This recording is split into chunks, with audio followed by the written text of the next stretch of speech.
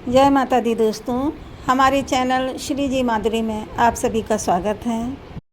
माता रानी की कृपा आप लोगों पर सदैव बनी रहे। नवरात्रि के 7वें दिन माँ कालरात्रि देवी की कथा कहेंगे, आप लोग भी सुनिएगा। माँ दुर्गा के कुल 9 रूप हैं, जिनकी पूजा नवरात्रि के 9 दिनों के दौरान की जाती है। माँ शैलपुत्री, ब्रह्मचारिणी, चंद्रघंटा, कूष्मांडा, स्कंद माता, कात्यायनी माता, कालरात्रि, महागौरी और सिद्धिदात्री। माँ कालरात्रि भी इन्हीं में से एक हैं, जिनकी पूजा नवरात्रि के 7वें दिन की जाती है, जिसे महासप्तमी भी कहा जाता है। माँ दुर्गा ने ये अवतार बुराई का नाश करने हेतु लिया था। उन्होंने ये अवतार धारण करके शुंभ, निशुंभ और रक्तबीज जैसे दानवों का वध किया था। कथा प्रारंभ करेंगे, आप लोग भी सुनिएगा। माँ दुर्गा के इस रूप को सबसे शक्तिशाली माना गया है। इनके शरीर का रंग घने अंधेरे के भांति काला है और माता के अत्यंत लंबे केस खुले और बिखरे हैं। माँ कालरात्रि के गले में विद्युत की तरह चमकने वाली माला सुशोभित है। 4 भुजाओं वाली कालरात्रि देवी गदे पर मंडित रहती हैं। इनके बाएं हाथ में लोहे का कांटेदार अस्त्र अलंकृत है और दूसरे में एक कतार है। माँ कालरात्रि का दायां हाथ हमेशा ऊपर की ओर उठा रहता है, जो लोगों को सदैव अपने आशीर्वाद से सुसज्जित रखता है।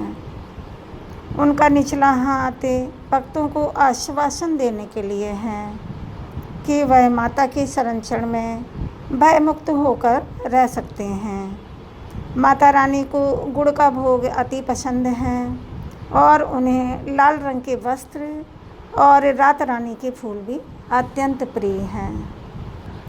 एक बार दैत्य शुंभ, निशुंभ और रक्तबीज ने अपना आतंक तीनों लोकों में फैलाना शुरू कर दिया था। उस वक्त सभी देवगण भगवान शिव के पास गए। जब भगवान शिव ने सभी देवताओं को चिंतित देखा तो उनसे उनकी चिंता का कारण पूछा। तब देवताओं ने शिव शंकर से कहा, हे भोलेनाथ, शुंभ और निशुंभ और रक्तबीज नामक दानवों ने अपने उत्पात से हम सभी को परेशान कर रखा है। कृपया करके हमारी मदद करें।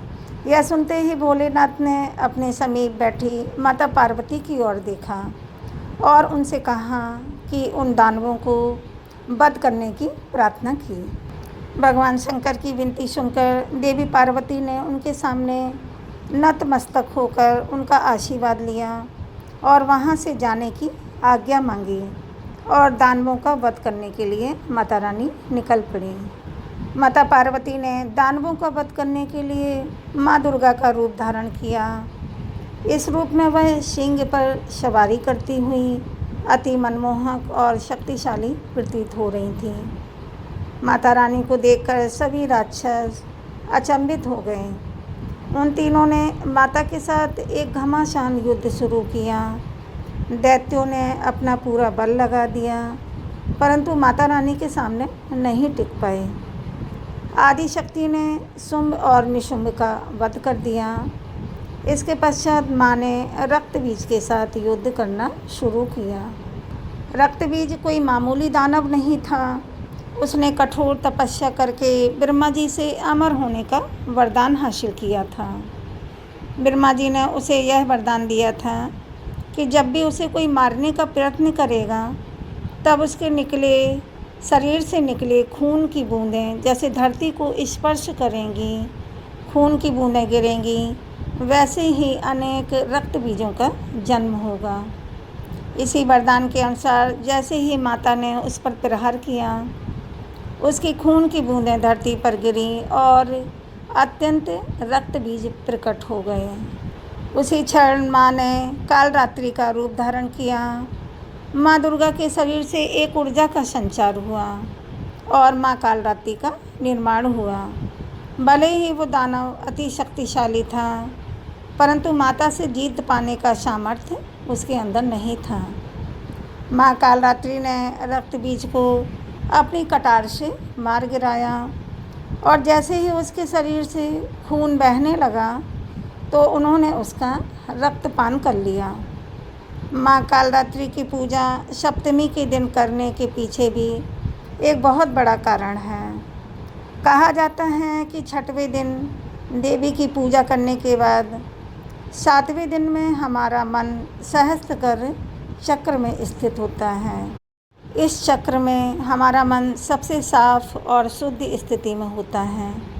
इस वक्त कालरात्रि की पूजा करने से हमें ब्रह्मांड की सभी सिद्धियों की प्राप्ति होती है और सारी असुरी शक्तियाँ हमसे दूर भाग जाती हैं।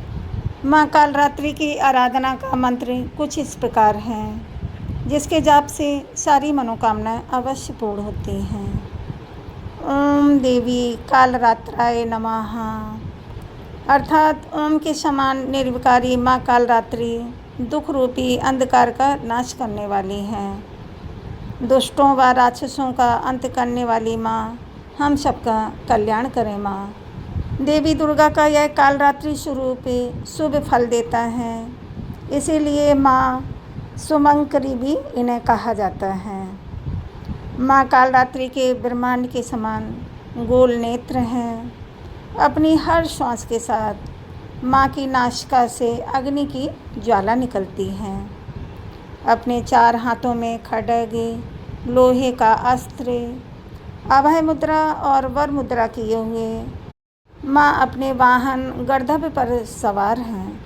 माँ दुर्गा का यह अति शक्तिशाली रूप हमें यह सिखाता है कि बुराई कितनी भी शक्तिशाली क्यों ना हो, परंतु उसे अच्छाई के आगे घुटने टेकने ही पड़ते हैं। जो इंसान सच्चे मन से माँ की पूजा करेगा, माँ किसी न किसी रूप में अवतरित होकर उनके जीवन की सभी बीमारियों, सभी बुराइयों का नाश कर देंगी। जय माता दी दोस्तों, बोलो कालरात्रि माता की जय।